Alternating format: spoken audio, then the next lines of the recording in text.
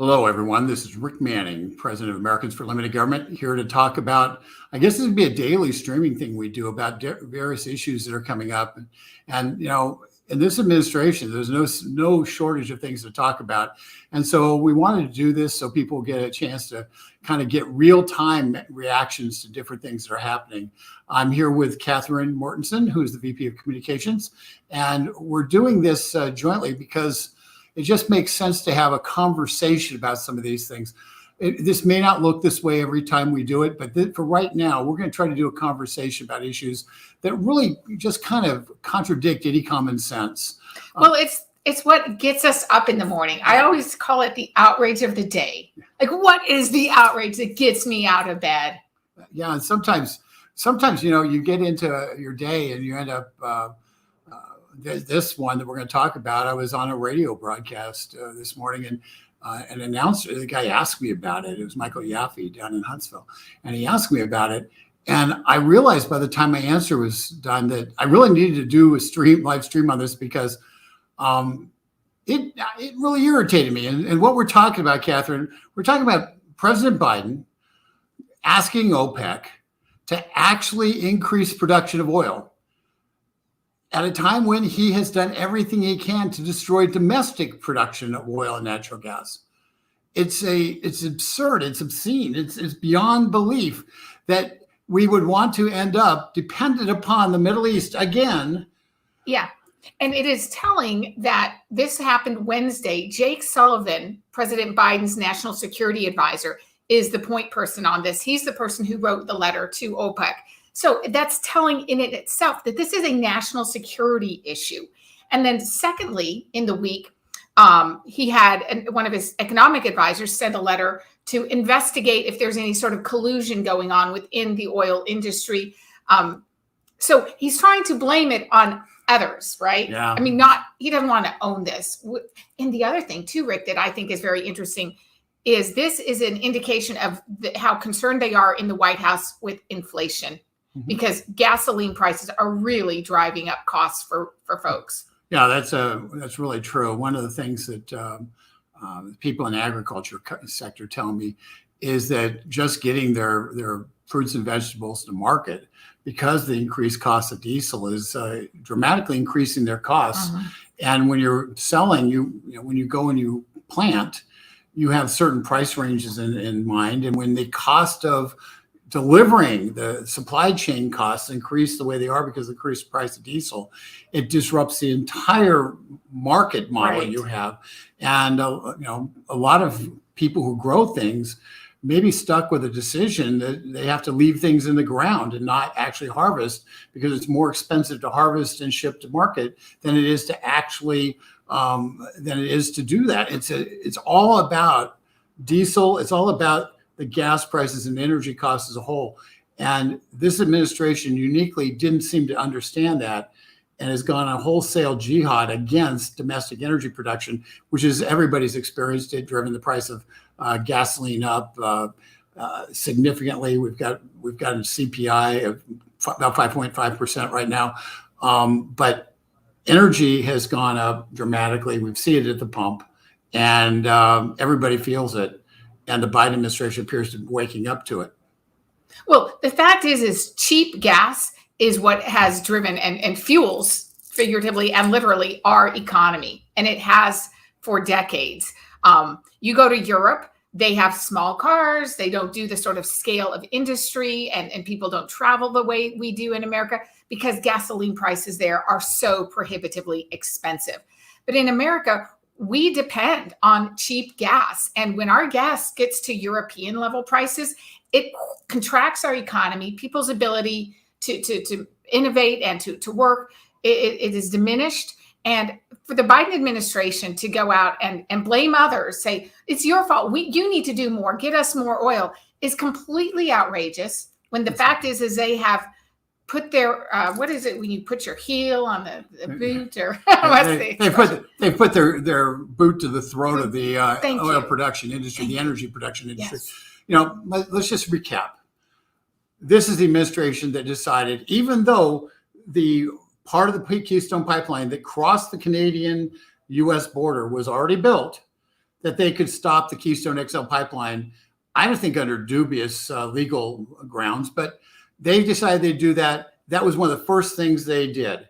What does that do? It denies a lot of heavy crude that would come from Alberta to come to America that we could expect to fill our refineries.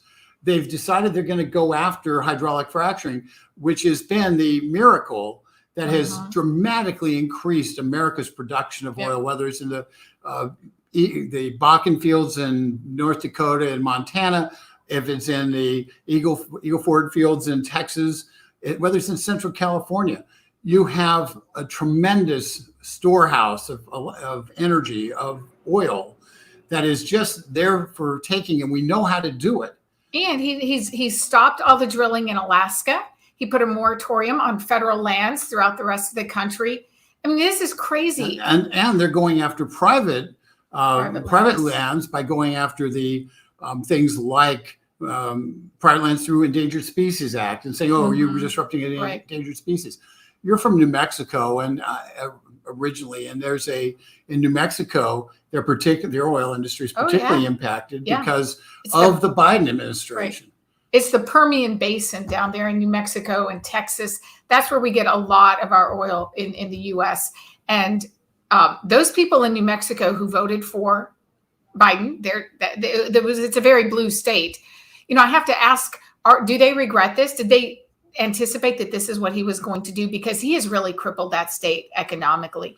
And I think that the election isn't too far in the past for all of us to remember that we were economically independent for the first time in 60 years under President Trump. And now within 6 months, this president has gotten us to the point where we're begging people who are super unreliable, if you even want to call them allies, frenemies. I mean, those countries in the Middle East are an unreliable source for oil, to say the least. Well, and you know, one of the things that, and this is the heart of it, we were able to attempt to disengage a little bit from the Middle East, not have our foreign policy being driven by the need to have the world's economic blood flow, which is oil. And as a result, we were able to make certain policy decisions. The Abraham Accords were part of that, which brought peace to Israel, and it really opened the door for Saudi Arabia, UAE, other oil producing and Arab nations, because they were coming together in concert because they knew that the United States wasn't going to sit there and be always, you know, just Johnny on the spot. So they were really creating a mutual defense kind of arrangement, and which was in our interest. And it brought peace from people who were traditionally at odds, enemies. Well, and that it gets to the point of why Jake Sullivan, the National Security Advisor, is the one in the middle of this issue, because oil truly at its heart is a national security issue. Well, but you know, one of the things that's strange about this is our policy is pro-Iran right now. We have been doing a lot of things. We've been working with them. We've been trying to give them money. We've been giving them all sorts of outs in terms of the economic sanctions that existed. And so we're very pro-Iran in policy in the White House. But Iran is the place that tried to take a tanker and kidnap a tanker, an oil tanker, attempted to sink a tanker in the middle of the Straits of Hormuz, has been aggressive in trying to interdict the actual flow of oil out of the Middle East. Iran is the place that has developed a tanker oil export facility that doesn't rely on the Straits of Hormuz, instead is on the other side of Iran and empties out into the Indian Ocean. And that has been built in conjunction with the Chinese, so Iran can provide China with a reliable oil supply. So what you have is Iran is trying to destroy Saudi Arabia's ability to export oil by blocking them at the Arabian Sea through the Houthis who are attacking in Yemen, trying to overthrow the Yemenese government, and then which is the Arabian Peninsula, and then on the Straits of Hormuz, which Iran is just across a very narrow area, about 50 miles. They're trying to close that off by making it unsafe for traffic to go through there. So that's where we're actually at. So at a time when Biden is attempting to make us more reliant on OPEC, is saying, OPEC, please do more oil. We actually, Iran is trying to choke out. Okay. Yeah. They're trying to choke out the ability to get oil from the Middle East to the rest of the world.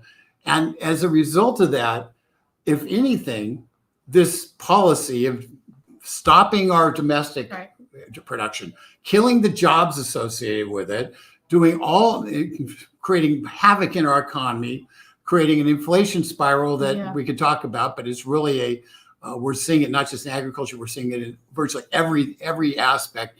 Something came out, the producer price index came out today or yesterday, and the producer price index talks about how much it costs to produce goods. And the producer price index was the second highest monthly number since Jimmy Carter, and the first highest was last month. Okay, that's the cost of producing goods. What that means is you have those goods then going to market, and they are going to be obviously higher priced, meaning more consumer inflation. The further along we get into this Biden administration, the more I believe this is Jimmy Carter 2.0. I mean, the similarities are there. And the other thing I wanted to ask you about is, a few months ago, there was a story that didn't get a whole lot of attention, but the Biden administration gave a green light because apparently it was an international pipeline that needed the U.S. approval from Russia. Was it to Germany? To West Germany. Okay, so Western, Germany. So what were the details there? I mean, because clearly we're green lighting oil and pipelines in other countries, but not in our country. Yeah, the pipeline that the Biden administration green lighted in essentially will dramatically increase Europe's dependence on Russia for their energy. What President Trump did is he blocked that pipeline, and he said, we're going to provide you with a steady stream of natural gas, and we're going to basically ship it across the North Atlantic and provide you all the natural gas you'll need. We're the Saudi Arabia of the world in terms of natural gas. And so that was the plan that President Trump had, because he did not want Vladimir Putin or anybody in his place from Russia to be able to have a stranglehold over the economies of Europe due to the energy dependence. So is that currently what is the situation? That's what's happening. That pipeline isn't completed, but but when it is, it will effectively create an absolute dependency on that Europe will have. All Europe manufacturing will have a dependence on Russia for its energy supplies. I want you to think back to the 4 years of the Trump administration where we heard nothing but Russia collusion and all that garbage that we knew wasn't true, but they threw it on everything. They threw it out.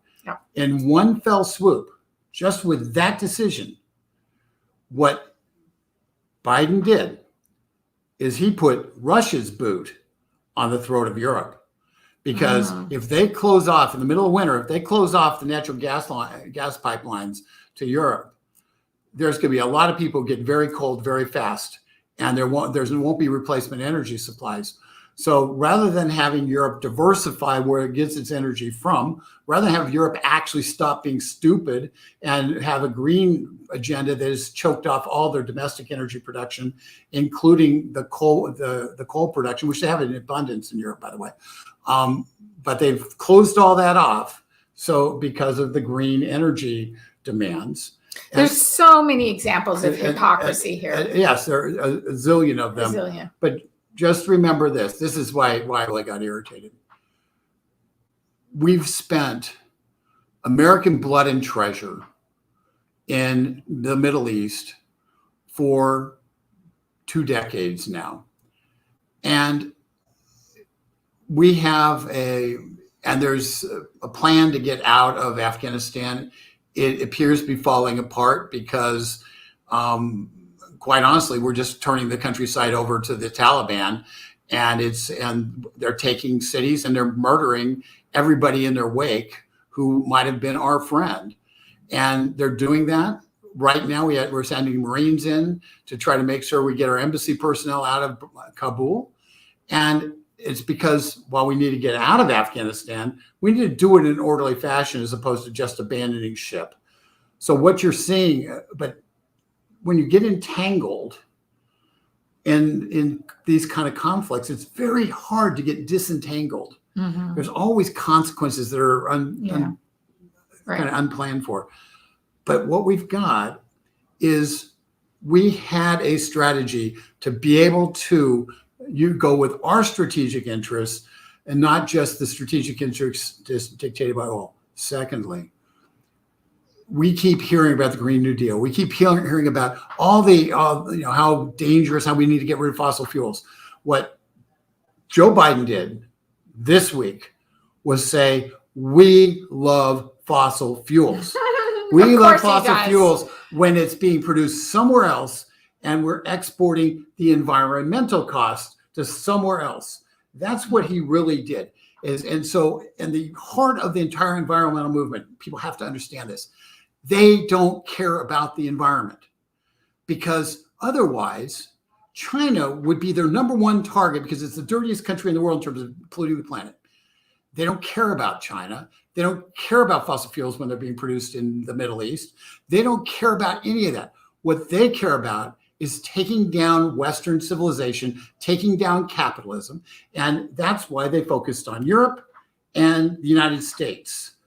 Because ultimately, the environmentalists should have been parading in front of the White House this week, protesting the White House because of their call for OPEC to increase production. But they don't care about that. America produces and produces energy in the most efficient and in the cleanest way on Earth. America burns energy on the most efficient, cleanest way on Earth. America is very conscious of that. And if environmentalists were actually caring about the environment, one world, one environment, they actually cared about that, they would be pushing every single day for factories to come back to America, because a factory in America is burning much cleaner and is producing things with much less environmental costs than one in China. They would say, we want to have pipelines because they are non-polluting means of transporting oil from point A to point B, or natural gas. Yeah. But no, they want to put them on trains. Okay. They want to put it on a ship from Saudi Arabia and have a ship from Saudi Arabia pollute all the way from Saudi Arabia to here. And ships are heavy polluting vehicles, although the gas they use, the fuel they use now is a little less polluting. But there's a lot of pollution involved. There's environmental costs. So they ignore the environmental costs of importing oil from the Middle East. We want Middle East oil imported, when in fact we would have very limited environmental costs if it happened here. I mean, the very fundamental fact is we are begging other countries who are not very reliable allies to give us more oil so that we can sustain our economy. When the truth is we have the resources. We don't need to beg other countries. We can do it on our own, and we need to be energy independent. We were just a few months ago. Let me give you one last little thing, because it's, facts just kind of flow out of my head at times, and I apologize, but I think it's important for people to understand this and pay attention to this. There have been 2 instances in the last couple of months where our government has started to take on and attack the legitimacy of the Saudi government. Okay, of the new prince in Saudi Arabia who's taking control, who is attempting to loosen their ties to the Wahhabis and the like, so who are the violent Islamists who and trying to create a more, it will never look like America, but a place that is much less of an Islamist extremist regime. Mm-hmm. And there's 2 instances where they've taken up, this administration started taking up efforts to undermine them. They had the Khashoggi investigation of the reporter who was also a spy, apparently. He was killed in the Saudi embassy. There's no doubt. Okay, and the Trump administration looked into it and took action, to appropriate action, but they didn't demand that the government fall in Saudi Arabia. Mm-hmm. Well, we're now reinvestigating that. In terms of our government is reinvestigating that, which is a direct attack on the Saudi government. The second thing is we're sitting there and we're looking at reopening 9/11. So we can look at the Saudi ties to, and 20 years later, we're now going to try to undermine the Saudi government again. And when you start seeing these things happening, and you know that the Biden regime is really pro-Iran and anti-Israel, and you know that Iran and Saudi Arabia are the balance of power in the Middle East because of wealth, you look at it and you say, wait a second, why would you undermine the Saudi government at a time when Iran is weeks from having nuclear capability and is engaged in terrorism throughout the region? Why would you undermine the Saudi government at that point when the Saudi government is teaming with Israel and UAE and Egypt in trying to create a phalanx of a way to fight and make sure we kind of keep the Persian invasion at bay? Why would you do that? And the only logical answer is you want Iran to win. Mm. So you put all this together, and just there's a couple of key points and we'll get off. Environmentalism is a fraud. Environmentalism is a fraud. This Green administration is busily trying to have OPEC pump more oil so they can ship it all over the world, as opposed to us do it here where it's cheaper and cleaner. Right. So environmentalism is fraud. Don't let them ever tell you anything different. Secondly, this is an attack, a sideways attack on Israel and actually pushing Iran into a prominent position. And the fact that our foreign policy has been turned on its head by this administration in just 6 months should scare everyone. So beyond the hypocrisy, and the Democrats, you can't spell Democrat without hypocrisy. It's just, they are the same. They should change their little animal to be a hippopotamus because they're hypocrites. But understand, we're going to be fighting an environmental battle in the next month and a half on the budget stuff. Understand that everything they say is a lie because they don't act like they actually mean it. When this administration says we need OPEC to do more, and it's not about environmentalism, it's about destroying American independence. And that's why we have to win. Well, thank you, Rick. I always enjoy talking to you. And yes, you are like a fact machine. And sometimes they actually fit together. Sometimes they make a coherent sentence. Once in a while. But I don't believe in commas, apparently, or periods. So it's really a good thing. I just believe in taking a breath once in a while. But actually, around here in our office, we refer to these as Rick rants. Rick comes in and it's, what's the topic of the day, Rick? What's got you fired up? Yeah. And you know what? The bottom line is there's a lot of things we have to fight about to keep America, keep our liberty intact.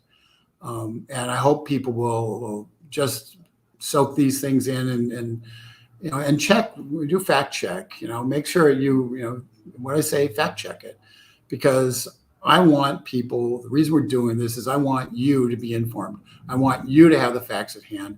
So when you're talking in the next month about the $3.5 trillion environmental disaster that the left is going to try to cram down our throats, you will have the facts to be able to say, the left doesn't care about the environment. What they care about is power and control. And that's all the 3.5 trillion is.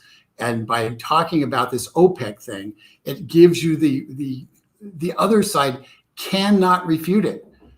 And that gives you a winning hand when you're talking to people about what's happening in this country. And we hope this helps you.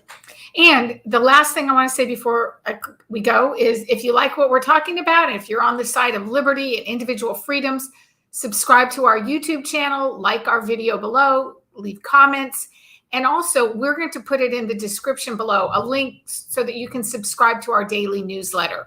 It's called The Daily Torch. It's free. You'll get it Monday through Saturday. And we just kind of break down the news of the day, and we give you useful tools for you to take action when there's something that we find so outrageous, and we ask you to join with us, and we'll ask you to send letters to your elected officials in Washington or at your state or local level. We do a lot of those. And so this is just a good way for us to share what we know from Washington and then bring you into our fight. And so that we're all in this together. We're also subjecting you to Rick rants, which I think is kind of funny, but but hopefully what you'll see is that Americans for Limited Government, we're not just writing articles and chronicling the death of America. We're fighting to try to keep America, America. And that's why these matter. That's why I get so worked up over it. And I hope that, I know that you share that. And so join us, do please subscribe, because what people don't realize is when people go onto our website, there's ads on it. We get money from that. When people get emails, and you take action, the more people who take action, the more Congress listens to what we say.